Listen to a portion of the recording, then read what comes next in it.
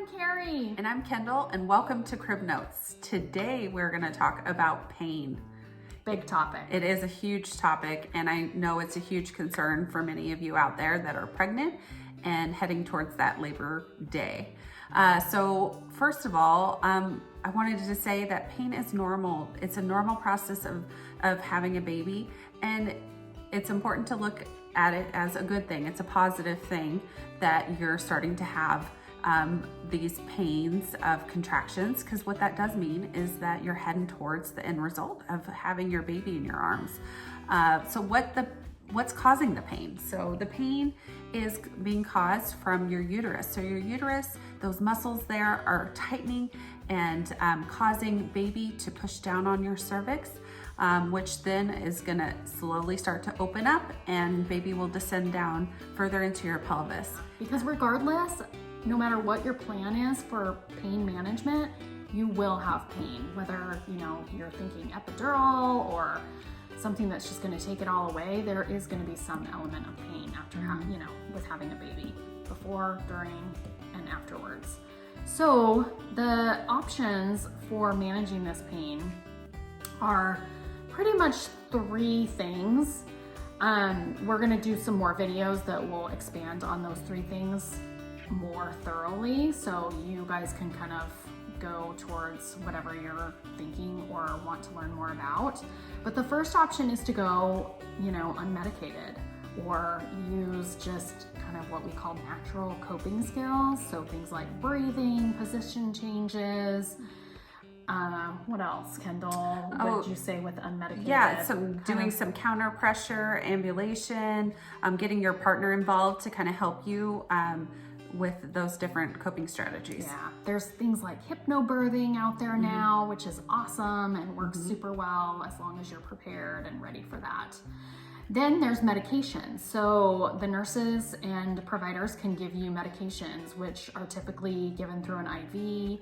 We also have, like, you may have heard that the nitrous, the gas masks that you used to see back in the 1940s or 50s, those are kind of back, and we have access to those as well. And then there's the kind of the go-to, probably like 75 to 80% of people do the epidural, which is an anesthesia medication that basically numbs you from kind of the bottom of your chest all the way down, so you're just really not feeling contractions much at all. You might still feel some pressure and some other things, but there is, you do have to get to the point where you can get an epidural or IV pain medication, and that's where, again, I go back to, you will have some pain. Even if your plan is to get to an epidural, you probably will need to have some coping skills to deal with pain during labor.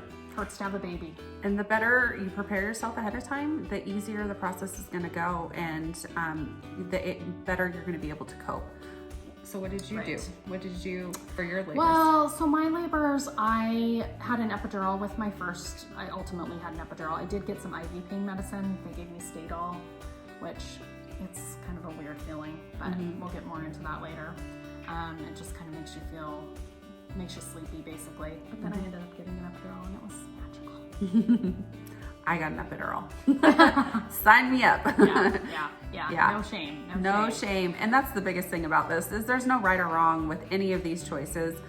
You just have to decide what's going to be a good fit for you. And but I will put a plug for those unmedicated girls. Oh, Kendall, wow. Because there's nothing like it, watching somebody have a baby with you just gave me chills. It's no medicine. It's amazing. It is amazing. We love it. We just don't want to do it ourselves.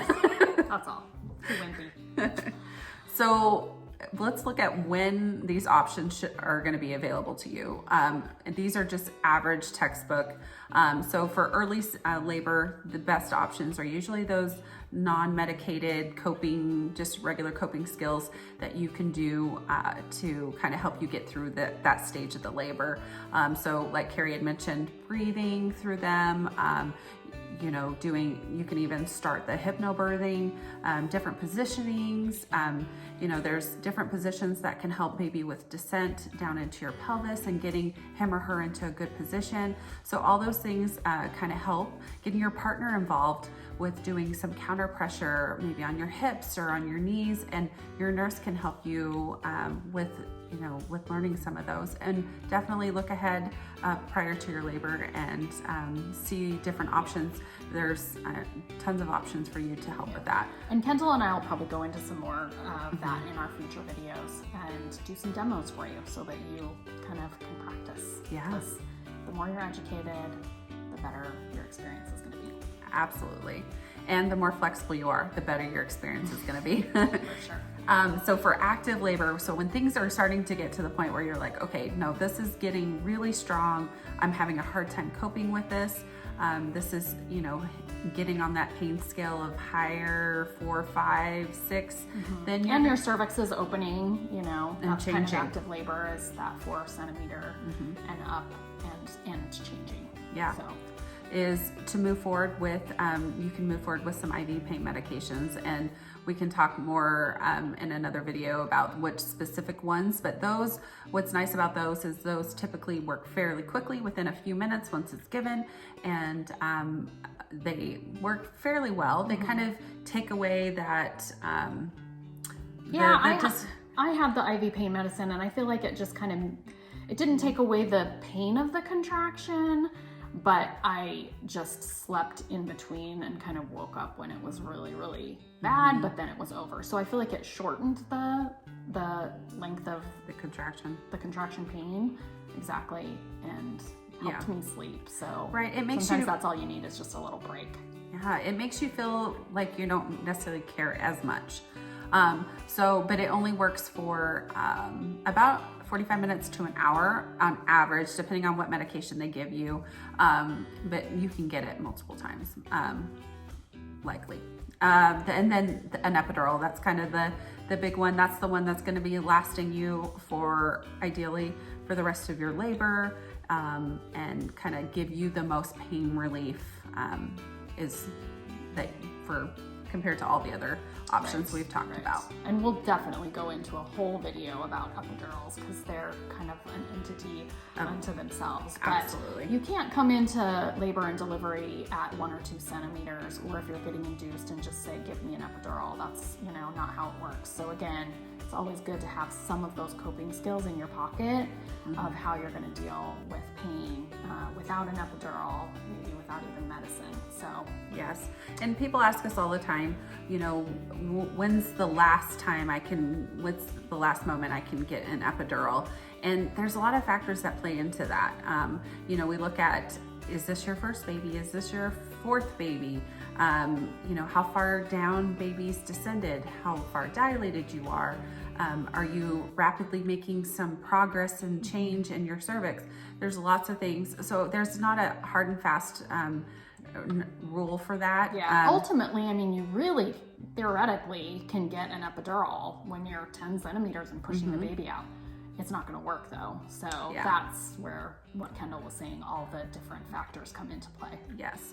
So we want to, if you're going to get the epidural, we want it to, you know, work for you and optimize that, how efficient it is. And so your nurse is going to take all those things into consideration.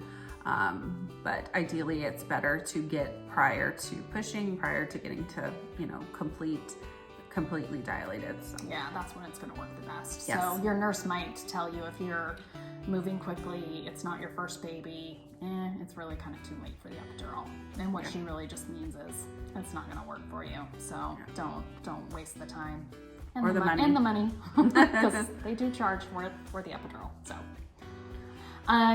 So mainly the purpose of this video is just to get you guys thinking about all the options that are out there and get educated on all of them, because you just never know. Even though you might have your heart set on something, you might have written out your birth plan like we talked about in the last video and kind of have this idea in your mind of how you want your labor to go. Like Kendall said, flexibility is key. And, you know, if you go into it thinking you're going to do unmedicated, but now all of a sudden, you know, you never quite know what that pain's going to feel like and how you're going to respond to it. So you know, you might change your mind and want that epidural, and it'll be good if you've done just a little bit of research and know a little bit about what to expect. You can always change your mind, and the nurses are always there to support you in whatever you want to do. Just this is your birth, and so get educated and know what you're getting into. Yeah. And follow up with the rest of our videos that go more into detail about each one of these things. Yes. Well, thank you for listening to us. This is Crib Notes. If you have any questions or comments, put those in the comments section and we will get back to you and answer them. Yeah. All right. Thanks.